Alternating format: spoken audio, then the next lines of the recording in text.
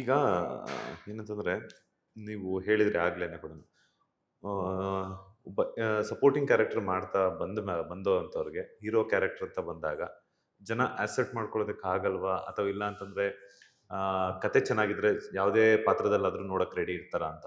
ಖಂಡಿತ ರೆಡಿ ಇರ್ತಾರೆ ಸರ್. ನಮ್ಮ ಜನ ಎಲ್ಲದಕ್ಕೂ ರೆಡಿ ಇರ್ತಾರೆ.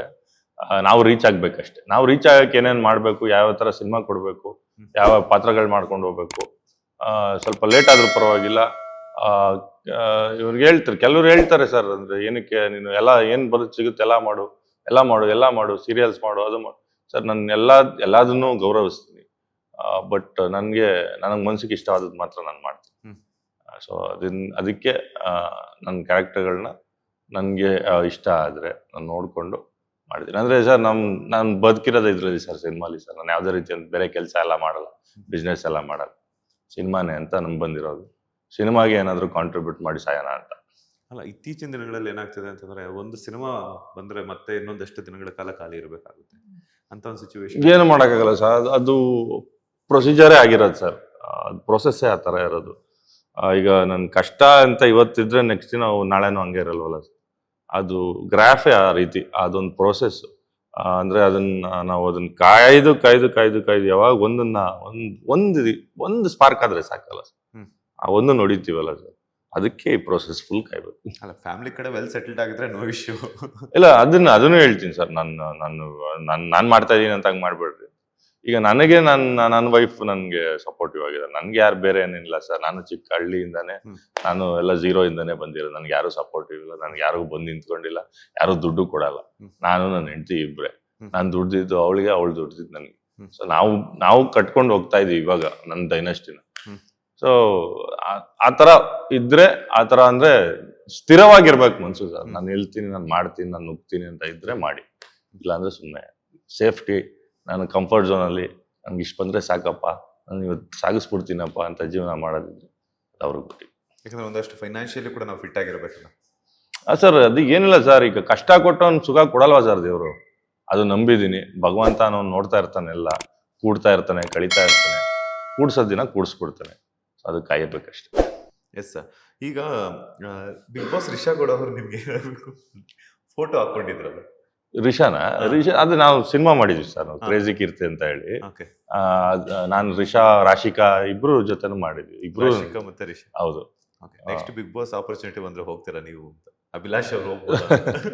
ಗೊತ್ತಿಲ್ಲ ಸರ್. ಅಂದ್ರೆ ನಾನು ಯಾವತ್ತೂ ಅದು ತುಂಬಾ ದೊಡ್ಡ ವೇದಿಕೆ. ನಾನು ಇನ್ನೂ ಅಲ್ಲಿಗೆ ರೀಚ್ ಆಗಿದ್ದೀನ ಇಲ್ಲ ಅಂತ ನನ್ಗನ್ಸಲ್ಲ. ಗೊತ್ತಿಲ್ಲ ಸರ್.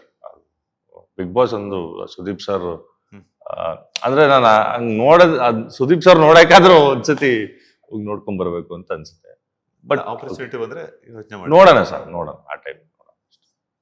ಈಗ ಸ್ಟ್ರಗಲಿಂಗ್ ನ ಯಾವ ರೀತಿ ಕ್ಯಾರಿ ಮಾಡ್ತಾರೆ ಅಂತ ಅಭಿಲಾಷ್ ಅವರು? ಸರ್, ಸ್ಟ್ರಗಲ್ ನ ಎಂಜಾಯ್ ಮಾಡ್ಬೇಕು ಸರ್, ಅಷ್ಟೇ. ಇನ್ನೇನಿಲ್ಲ.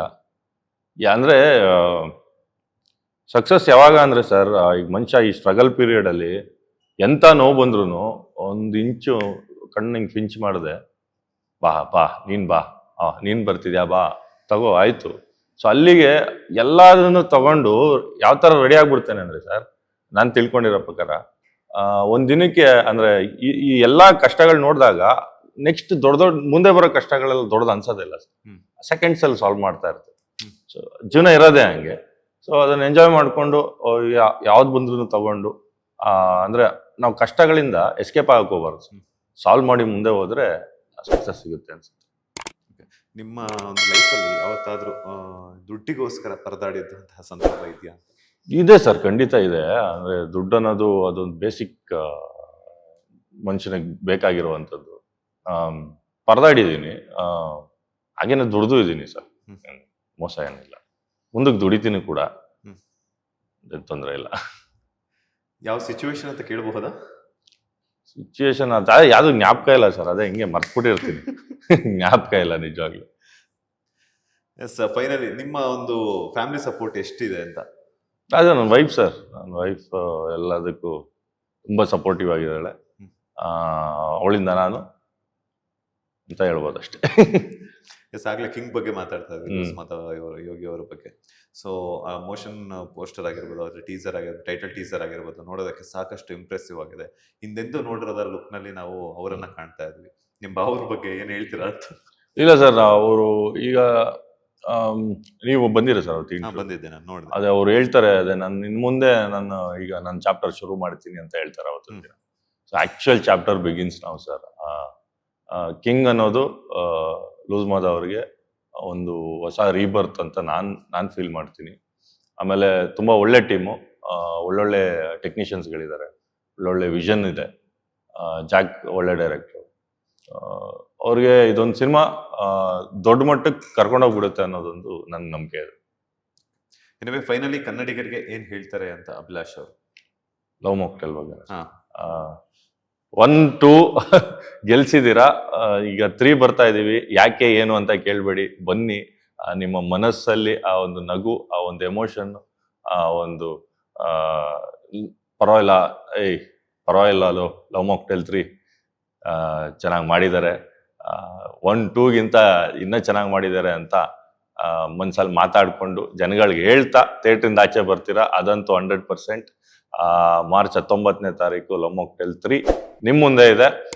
ನಿಮ್ಮ ಹತ್ತಿರ ಥಿಯೇಟರ್ನಲ್ಲಿ ಬಂದು ನೋಡಿ, ನಾನು ಬಂದು ನೋಡ್ತೀನಿ.